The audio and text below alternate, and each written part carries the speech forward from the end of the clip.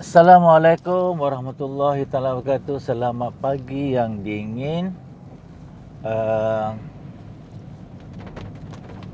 Kalau anda ditanya, boleh tak bagi saya satu pesanan, satu saja, bagaimana saya boleh menghadapi interview HLP saya dengan yakin? Okey. Uh, Situasi interview satu situasi yang kita tak diduga, tetapi kita bersedia. Okey. Kita tak boleh jangka apa yang orang akan tanya kita, tetapi kita boleh bersedia supaya kita yakin dan dapat memberikan sesuatu yang meyakinkan orang yang bertanya. Kalau diminta satu, saya akan sebut begini ya. Kuasai proposal anda daripada hujung rambut sampai hujung kaki. Okey, anda tahu tangan letak kat mana, hidung letak kat mana, apa fungsi hidung, apa fungsi tangan, apa fungsi kaki.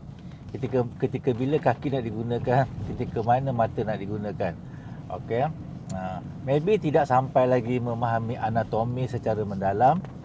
Okey, tetapi sekurang-kurang tahu fungsi setiap satunya. Kenapa jari boleh bergerak begini? Kenapa cara kita berjalan begitu ya? Jadi kuasailah proposal anda, ataupun bahasa lainnya kuasailah research anda. Okey, ia sesuatu yang patut dijalani secara sistematik. Kenapa perlu kuasai proposal anda? Sebab itulah ultimate. Okey, ultimate preparation yang anda kena sediakan untuk meyakinkan sesiapa sajalah, tak semestinya panel, supervisor anda ke, rakan-rakan anda ke, bahawa anda menguasai asas-asas struktur kajian anda tersebut. Dan itu jugalah motif utama kenapa saya membina ROT ya, Research Operational Template. Okey. Dalam kajian anda ada keyword-keyword. Dalam kajian anda ada IV dan DV, ada variable ya. Kalau anda buat kajian kuantitatif, anda kena kuasai, kalau 4 variable lah, katalah 3 IV, 1 DV. Anda kuasai variable tersebut. Kenapa anda ingin memilih variable tersebut sebagai variable untuk kajian anda? Okey. Semua sekali ya, IV dengan DV. Kalau mereka yang buat kajian kualitatif, adalah kajian untuk menjawab how and why. Kalau kuantitatif adalah kajian untuk menjawab what. Lebih kurangnya what ya. Kalau kajian mixed method, gabungan antara keduanya lah. Okay, jadi kajian yang melibatkan kualitatif untuk menjawab how and why, bermakna secara mendalam, bermakna anda telah pun menentukan secara asasnya apakah fenomena yang anda ingin kaji. Okey, dia melibatkan satu fenomena, satu situasi, satu kes yang anda ingin tahu secara lebih mendalam. Bukan satu variable ya. Variable tu kita buat kajian kuantitatif. Okey, sebab itulah dalam kajian kualitatif juga dinamakan sebagai nama-nama lain lah, faktor, dimensi, okey, yang anda ingin ketahui secara lebih mendalam. Jadi bila anda ingin mengetahui satu tu secara lebih mendalam, maka akhirnya dia akan menunjukkan perkaitan antara elemen-elemen dalam satu fenomena, dalam satu kes, okey, yang dalam satu faktor yang anda kaji. Jadi dia tidak memerlukan jawapan apakah, tapi bagaimanakah perkara tersebut menjadi begitu untuk anda fahami dan dalami. Okey, kalau kajian kuantitatif, anda wajib tahu IV dengan DV. Maka dalam tajuk sendiri pun telah menggambarkan bahawa nature kajian anda tu adalah nature kajian kuanti atau kuali. Okey. So tajuk anda mestilah berbentuk seperti suatu laporan untuk suatu kajian. Okey, anda mengkaji apa? Anda melakukan apa? Anda buat apa? Membina. Okey, satu instrumen. Membina satu kerangka. Okey, hubungan antara, sebab kalanya orang tak nak lihat tak perlu kajian mengkaji kan, tak apalah, hubungan antara Okey, sekian terhadap sekian di kalangan siapa. Jadi itu secara umum lazimnya dilihat sebagai satu laporan bagi satu kajian. Okey ya. Dan teori yang saya tekankan dalam kajian kuantitatif, anda wajib ada teori sebab dia bersifat diduktif. Diduktif tu apa dia?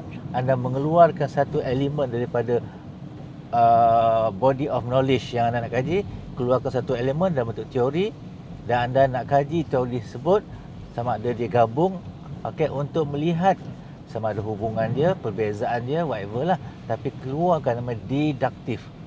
Okey, jadi perkataan diduktif bermakna anda mengeluarkan sesuatu teori untuk anda kaji apakah perkara-perkara tersebut dapat diperjelaskan hubungannya, perbezaannya. Kalau kajian kualitatif, anda akan menyebut perkataan induktif. Anda induce. Okey, kalau diduktif, daripada yang besar general, okey, anda akan kecilkan lagi mendapat satu teori, dan teori itu anda cuba melihat faktor-faktor dan hubungan antara variable-variable dalam teori. Tapi kalau induktif, daripada satu data yang kecil yang mendalam, anda cuba membuat generalisasi kepada satu situasi supaya fenomena tersebut dapat difahami. Jadi kajian kuanti berkaitan dengan diduktif, kajian kuali berkaitan dengan induktif. Okey ya.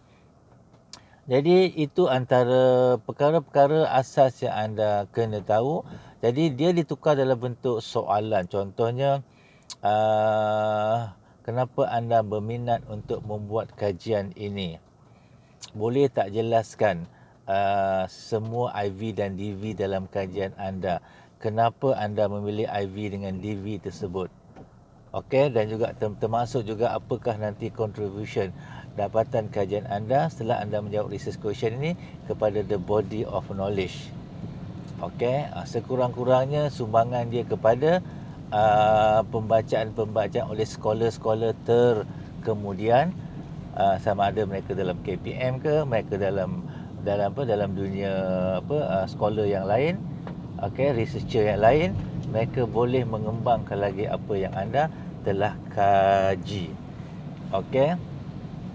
Dan tentulah sesuatu yang jarang disebut oleh orang adalah saya buat kajian ini untuk menjadikan saya sebagai seorang researcher yang kompeten, dan saya nak mengkhusus dalam aspek ini kerana aspek ini buktikan ia adalah sesuatu yang diperlukan oleh pihak kementerian, oleh pihak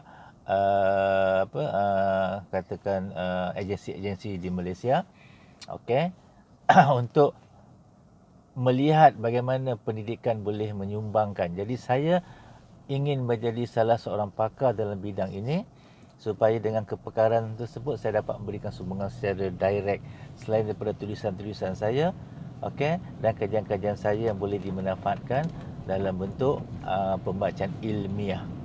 Okey, saya sendiri ingin menjadikan diri saya sebagai seorang expert yang boleh berbincang, yang boleh berbahas, yang boleh memberikan pandangan, dan dalam masa yang sama boleh memberikan panduan, okey, kepada bidang yang saya kaji ini, contohnya kurikulum.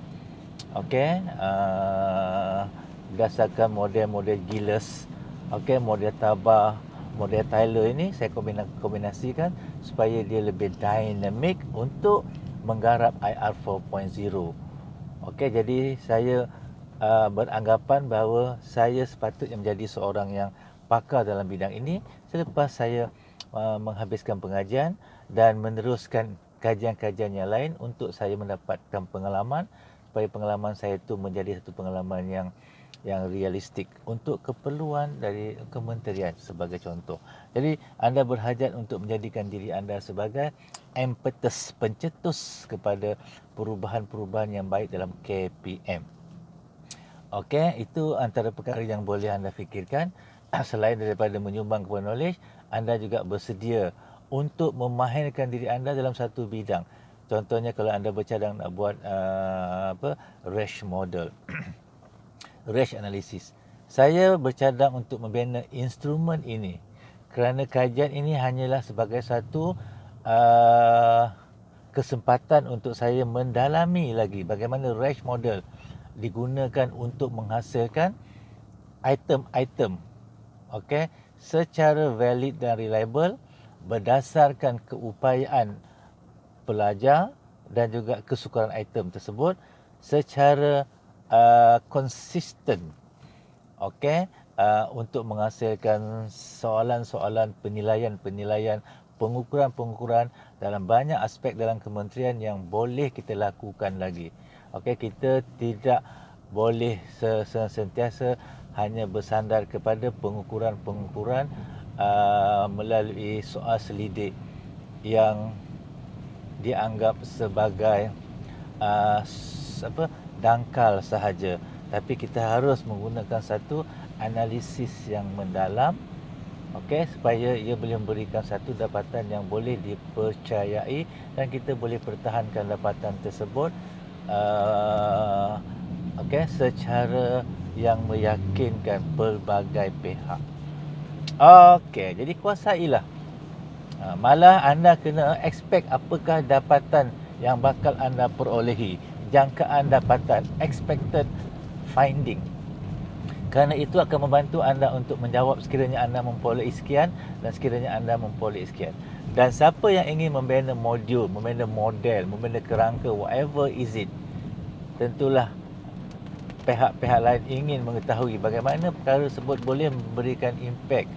Okey, perkataan impact tu selalu perkataan yang ditanya. Okey, kadang-kadang ditanya secara hypothetical. Nak lihat macam mana anda boleh menjawab. Tak semestinya model itu yang akan digunakan oleh kementerian ataupun pihak-pihak lain.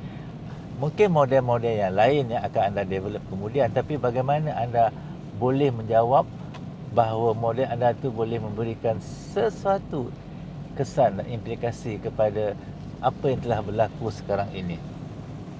Okey, jadi saya sebenarnya lebih cenderung untuk mengatakan bahawa model itu adalah sebagai suatu indikator bahawa saya telah bersedia untuk terjun ke dalam realiti yang ada di kementerian, yang ada di tempat-tempat lain, okey, untuk membina sesuatu yang yang autentik dalam konteksnya yang lebih tepat. Okey, berdasarkan pengetahuan yang saya perolehi daripada kajian PhD ataupun master saya ini. Okey, ini hanya sebagai turning point sahaja. Okey, dan dia telah pun dinilai oleh panel-panel pakar-pakar di universiti, bermakna saya telah pun qualified untuk mengendalikan kajian-kajian selepas ini. Okey, dan ia menunjukkan bahawa saya telah bersedia untuk menjadi independent researcher dan tentulah saya akan membina satu tim yang mantap, okey, supaya ia boleh menjadi satu gerakan yang boleh mewakili organisasi KPM apapun saja namanya. Jadi dan kalau anda tidak tahu sesuatu aspek, contohlah dia kata kenapa awak tak buat struktur equation model? Kenapa nak buat Rash model? Okey, kenapa gunakan Rash model? Kadang-kadang anda tak tahu. Sebab anda mendalami Rash model, anda tak perasan macam mana anda nak bercerita. Beritahu bahawa saya telah menyediakan proposal ini dan saya telah mendalami Rash model dan dia mendapati keperluan research question saya. Okey, setakat yang saya ada pengetahuan tentangnya. Okey, jadi berkenaan dengan struktur equation model itu sebenarnya suatu isyarat bahawa saya perlu melihat model-model lain dalam membina instrumen seperti yang tuan telah kemukakan. So saya ucapkan terima kasih dan saya berjanji saya akan mendalami bukan saja struktur equation model, mungkin ada model-model lain selain daripada model yang saya nak gunakan untuk membina pengukuran ini. Okey, so terima kasih dan saya rasa ia satu yang perlu saya dalami selepas ini. Kalau tak tahu kata tak tahulah, kerana saya belum mendalami lagi model-model yang berkaitan dengan pembinaan instrumen, melainkan model yang telah saya baca ini dan saya rujuk dan ia mendapati dengan research question yang saya ingin lakukan. Okey, itu saja yang saya sempat sentuh. Maybe anda boleh mendengar sambil membawa kereta sepintas selalu. Okey. Sabar tenang-tenang selalu. Itu saja yang sempat saya berkongsi pada pagi ini. Assalamualaikum warahmatullahi wabarakatuh. I love you. Bye bye.